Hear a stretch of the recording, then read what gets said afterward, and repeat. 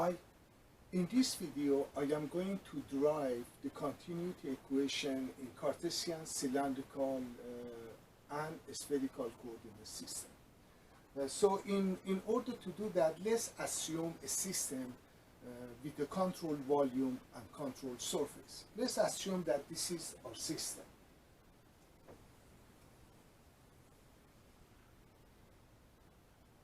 With control volume and control surface. The conservation of mass law states that the rate of increase in mass within a system plus the outward flow of mass from the system must be equal to 0. So let's write that down. Rate of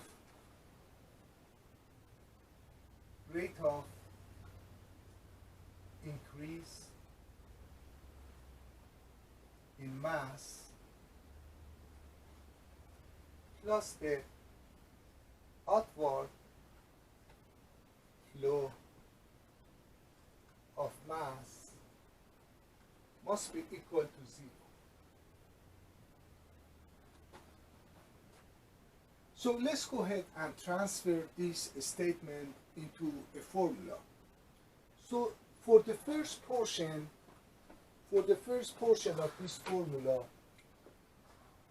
this statement, I am going to assume a differential volume dV within our system, and we are going to write the rate of increase in mass within that differential volume. So mass by definition is equal to density multiplied by volume. So the mass within that differential volume is going to be rho dV. So the rate partial derivative with respect to time, rate of increase of mass. So this is the rate of increase of mass within this differential volume. So for our entire volume, we have to take the integration over the entire volume of our system, plus outward flow of mass. For this portion, let's assume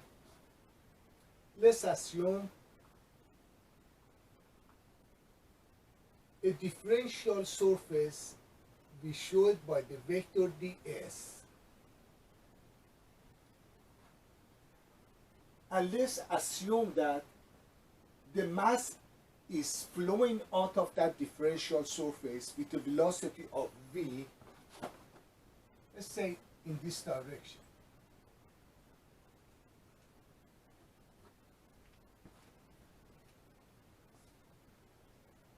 So volume flow rate by definition is equal to the area multiplied by the velocity. And in our case, our velocity is vector v, and our area is vector ds. So v dot ds is the volume flow rate from that differential surface. So the mass flow rate by definition is equal to the density multiplied by the volume flow rate. So our mass flow rate will be rho times v dot ds. So this is the mass flow rate out of that differential surface. So in order for us to get the mass flow rate from entire surface of our system, we have to take the integration over the entire surface of our system. So equal to 0. Now we have translated this statement into a formula. Now we have an integral formula with two integrals. One volume integral and one is a surface integral. So in order for us to be able to solve this equation, we have to have both integrals have to be the same. So here is where we use Gauss divergence theorem. Gauss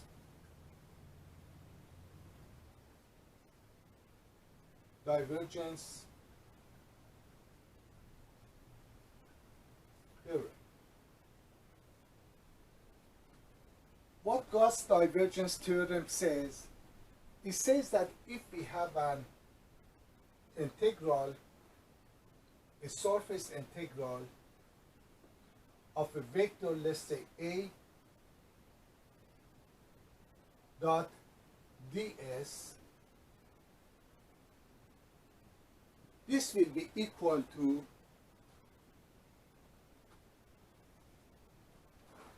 the volume integral of del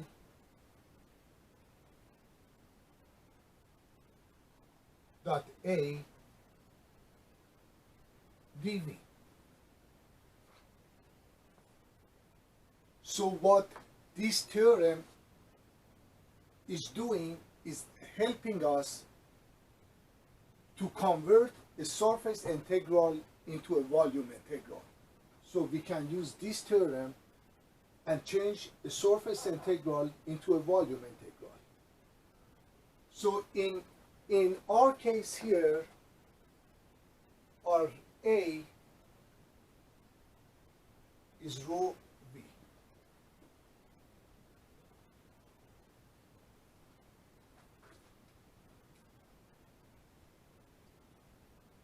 So if we go ahead and use this formula, we can write this equation as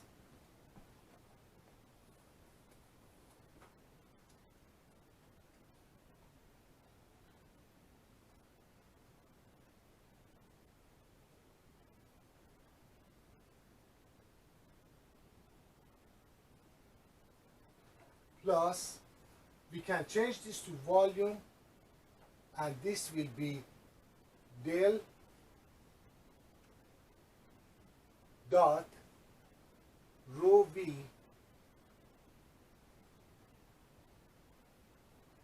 dv equal to 0. So what we did, we used the Gauss divergence theorem and transferred this surface integral into a volume integral.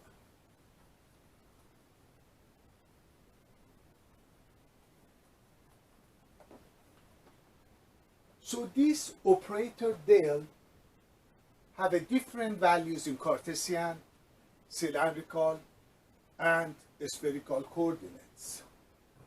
So let me write that in here.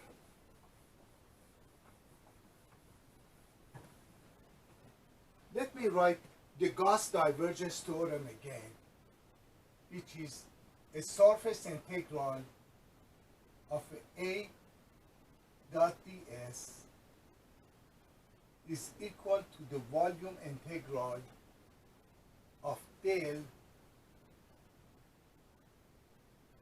dot A dv.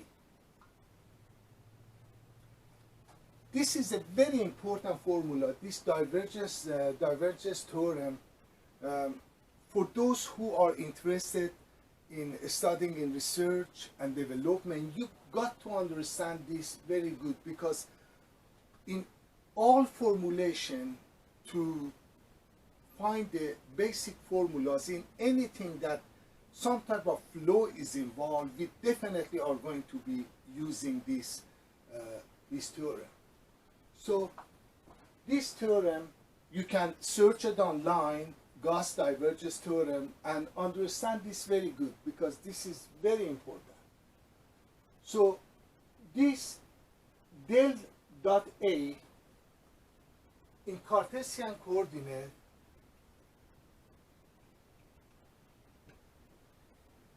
del dot A, once we do the dot product, will be partial derivative with respect to x of ax plus partial derivative with respect to y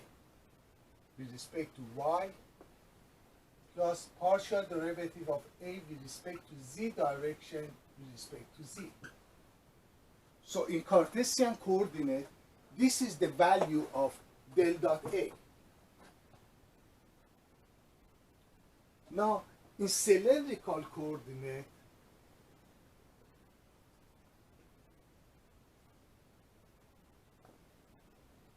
the value of del dot a in cylindrical coordinate is going to be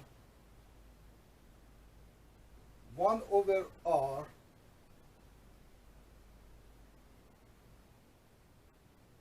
partial derivative with respect to r. You know, in cylindrical coordinate, our x and y coordinate we change to r and angle, the theta coordinate, but our z coordinate will stay the same.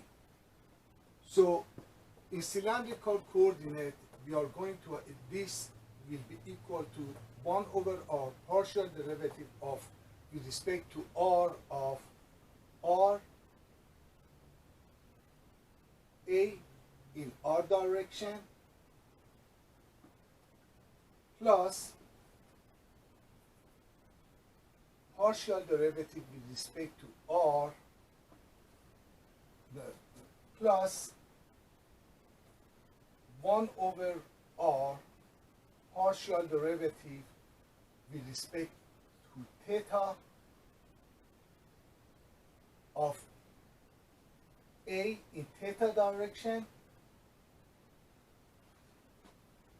and our z direction will stay the same, partial derivative of a in z direction with respect to z. So this is the value of del dot a after we do the dot products in cylindrical coordinates. Oh, I need to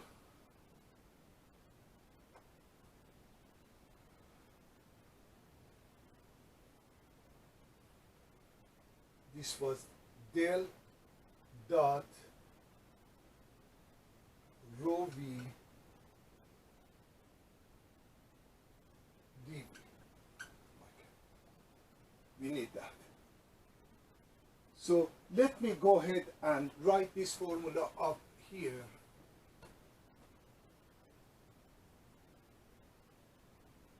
Partial derivative with respect to time of rho dv plus v del dot rho v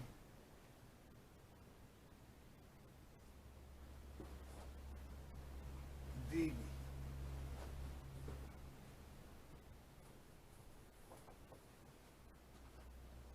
So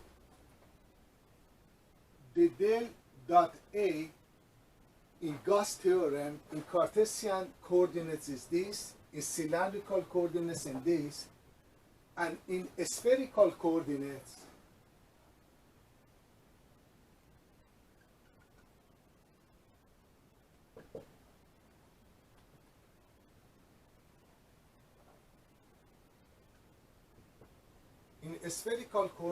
is 1 over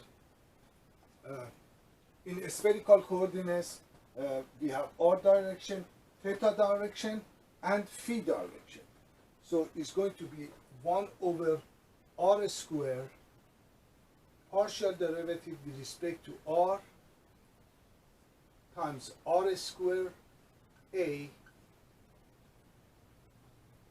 plus 1 over r sine of theta partial derivative with respect to theta of sine of theta multiplied by a theta plus 1 over r sine of theta multiplied by partial derivative with respect to phi of A in phi direction. So this is our del dot A in spherical coordinates. So it is very important for you to search online and study the Gauss divergence theorem. You must research, study, and understand this in order to understand what we are doing. Now, in our system, this is our equation equal to 0. Now, instead of A, we have rho V. So, please write this down.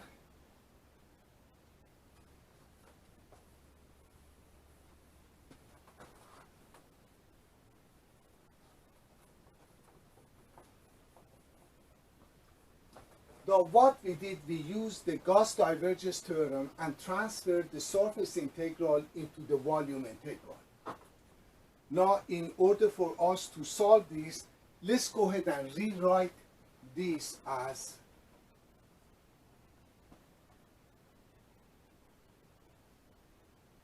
partial derivative with respect to time, rho plus del dot rho v dv equal to 0.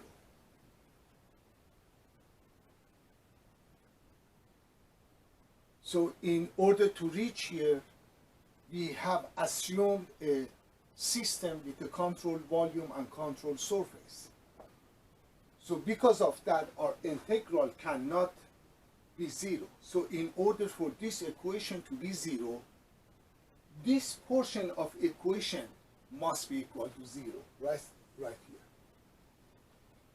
So in order for this equation to be 0, partial derivative with respect to time of rho plus del dot rho v must be equal to 0. This is our continuity equation.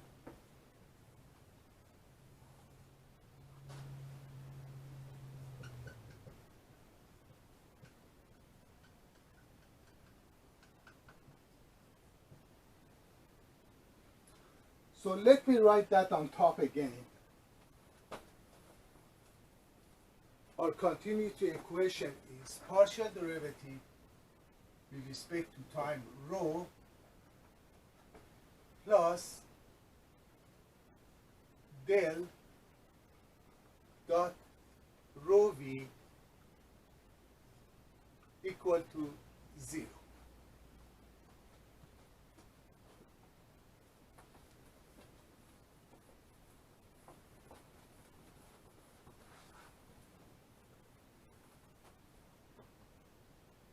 So this is our continuity equation.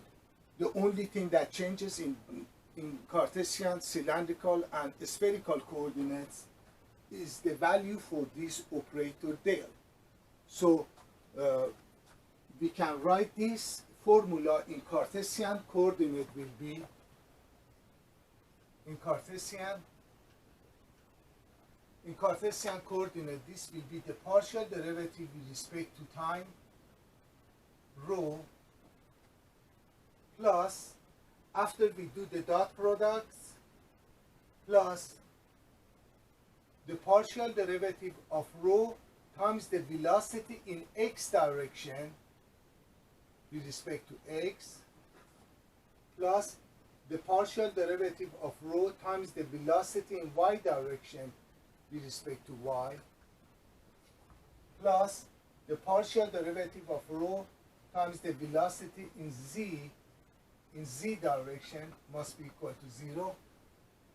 So this is our equation in Cartesian in Cartesian coordinate, in cylindrical coordinate, our equation for continuity equation will be partial derivative with respect to time rho plus 1 over r partial derivative with respect to r times r rho velocity in r direction plus 1 over r partial derivative with respect to theta, angle theta, of rho velocity in theta direction plus our z direction stayed the same is cylindrical coordinate plus partial derivative of rho multiplied by velocity in z direction with respect to z equal to 0. So this is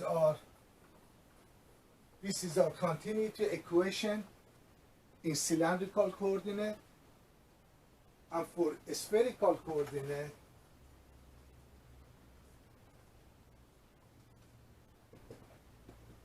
our formula continuity equation for spherical coordinate will be partial derivative with respect to time rho plus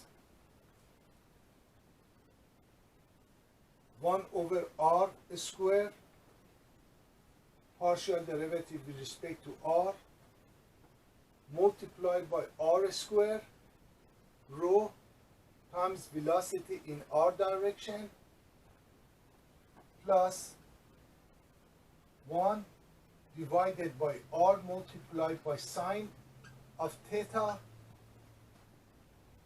times the partial derivative with respect to theta of rho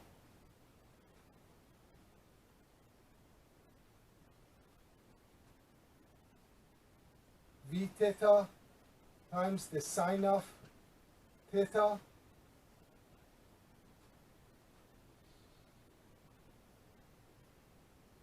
plus, and our z will change to the phi direction in spherical, plus 1 over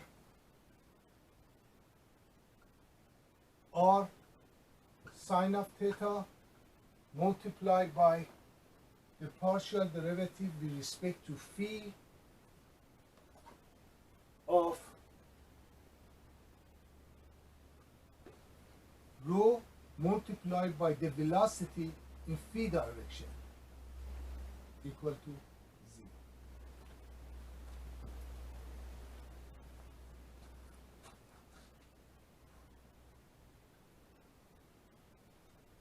Or sine of theta. Yeah.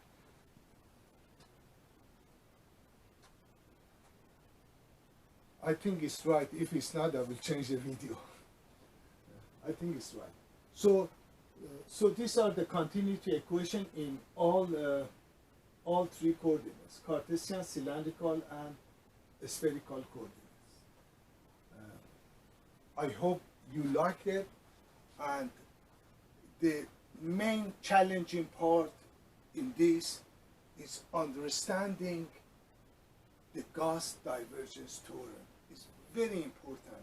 That theorem is used in many advanced engineering courses and in many derivation and formulas. So it's very important to understand, especially for those of you who want to concentrate in research and development.